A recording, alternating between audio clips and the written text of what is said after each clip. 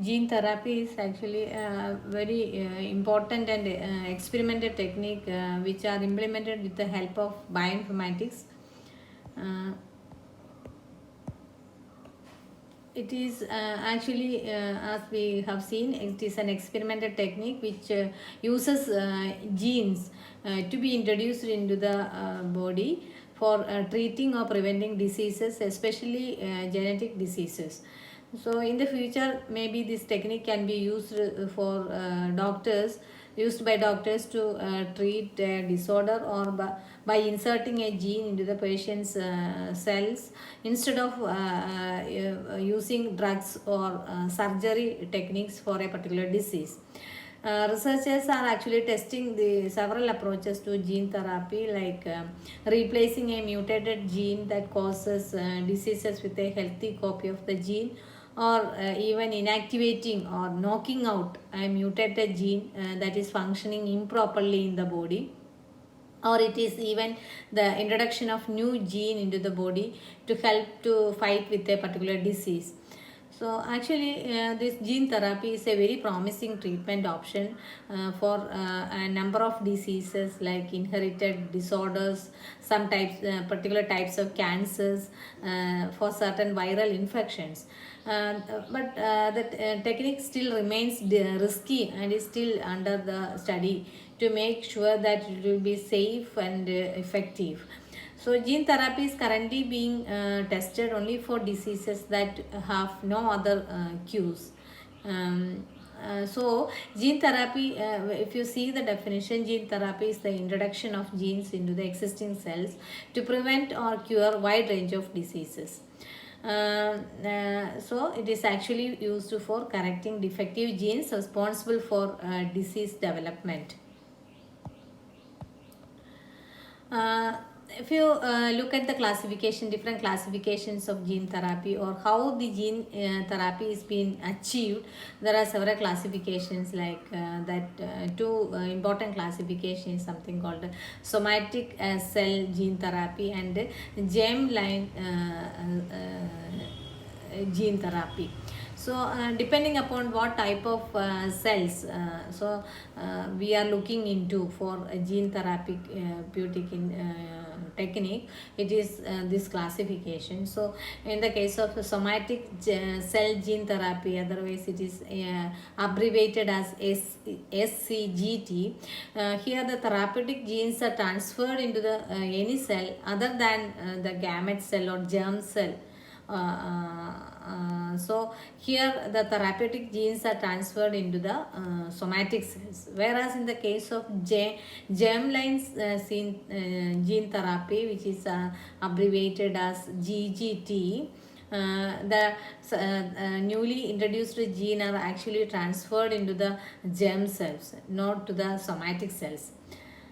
An example of somatic cell gene therapy is the introduction of genes into bone marrow cells or blood cells or skin cells, etc.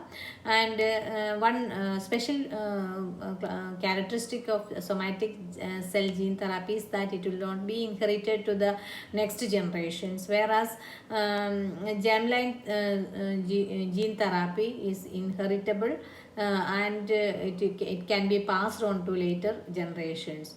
It is like genes introduced into the eggs and sperms.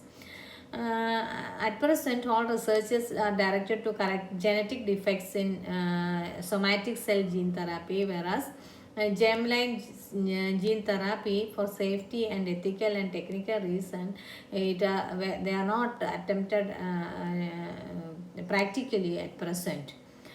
So but still some germline gene therapy is a promising area in gene therapy, field of gene therapy. And at another classification, depending upon the technique how gene therapy is being implemented, is called in vivo gene therapy and ex vivo gene therapy. In vivo gene therapy, the gene is directly delivered into the cells of a particular tissue where a problem is being detected, whereas in ex vivo gene therapy, transfer of genes to cultured cells and reinsertion is possible. So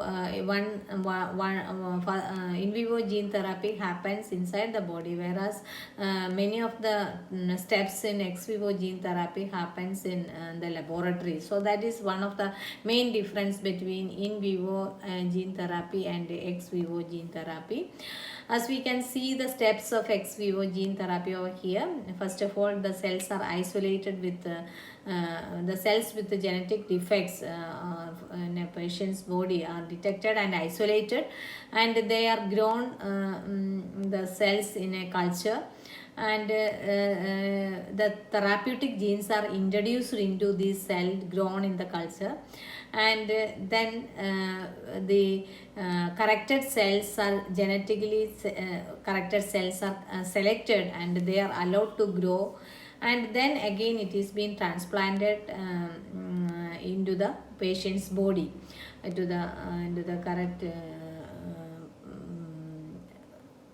position. So this is the concept of ex vivo gene therapy, which is more or less depending upon laboratory experiments outside the body. Whereas in vivo gene therapy, it is actually the direct delivery of gene into the target cell, into the patient's body. So this is been carried out with the help of viral DNA, or we call it as vectors. The delivery of DNA into cells can be accomplished by multiple methods. So either recombinant viruses, sometimes called biological nanoparticles or viral vectors, and non-viral methods. So using with the help of viruses DNA, we introduce their genetic material into the host cell. Then we are tricking the host cellular machinery into using it as a blueprints of viral proteins. So it can be the only possible option in patients where individual cells cannot be cultured in vitro in sufficient number of, like brain cells. It is more adaptable. uh, in vivo gene transfer is necessary when cultured cells cannot be implanted into patient's body effectively. So these are another two classification.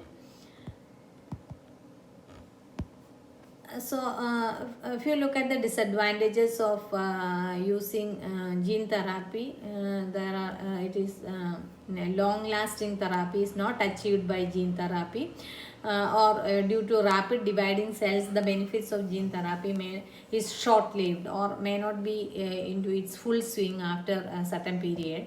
And another disadvantage is the immune response of the transferred gene simulates a potential risk to gene therapy.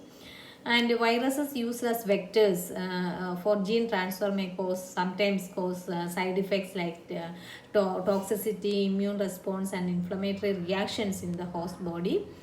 And disorders caused by defects in multiple genes cannot be treated effectively using gene therapy. And if you look at the advantages, actually we are looking into the advantages of gene therapy, where gene therapy has the potential to eliminate and prevent a wide range of hereditary diseases like cystic fibrosis, certain type of cancers, etc. It is possible to cure for heart diseases, AIDS, etc. And it gives someone born with a particular genetic disorder, then there is a chance to have a healthy life by introducing healthy genes into the host cells. It can be used to eradicate diseases from the future generation. So in that sense, gene therapy is a promising area of application of bioinformatics for treatment and to avoid medicines, long lasting medicines, and complex surgery techniques in the body.